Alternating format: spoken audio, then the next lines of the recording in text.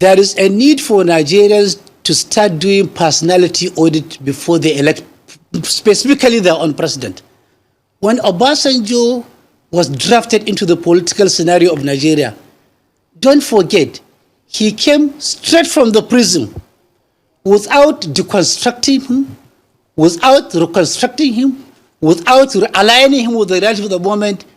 He was given power on a platter of gold. He came into the political scenario as a wounded lion, and he kept on licking his own wound, not allowing the wound to get healed. The wound was getting fresher and fresher by the day. That was when he began to say everybody as an imaginary enemy. That was when he converted himself into an absolute dictator. Soon after, Yar'Adua came in, short-lived, but we could see the difference. A man who was focused, who was sincere, who admitted that even the election that brought him to power was flawed, who was sincere, who was willing to reconcile. You can see with the Niger Delta people, he was able to reconcile with them, humanly possible. After Jonathan, after Yar'Adua, it was Jonathan. Jonathan was virtually a victim of calumny campaign. For me, he meant well. For me, he did well.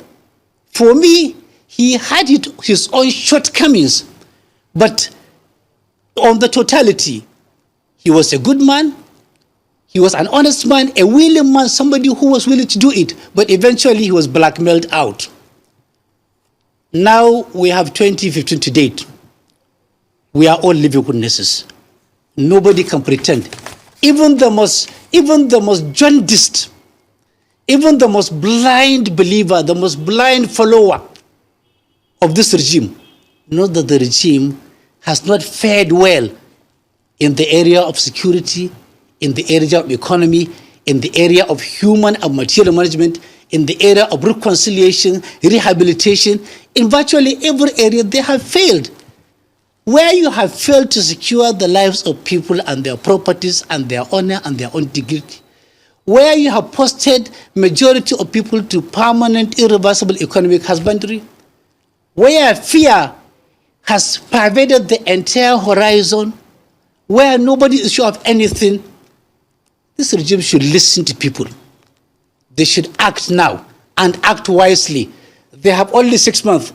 I don't see the miracle coming. We need to do a personality audit to ensure that people who are presiding or are aspiring to preside over us have the mental capacity. In America, before you preside over a country, you go through psychiatric evaluations and you are certified as mentally balanced, fully oriented to time, places, and people, fully alert. But when you don't go for psychiatric evaluation, you may end up having people with the underlying neurosis, psychosis, and madness without even you knowing. That is very, very important for Nigerians to consider. It may not be part of the constitutional requirements of becoming a president, but there is a very, very urgent need to factor that as a necessary requirement. Also, they should go through drug test.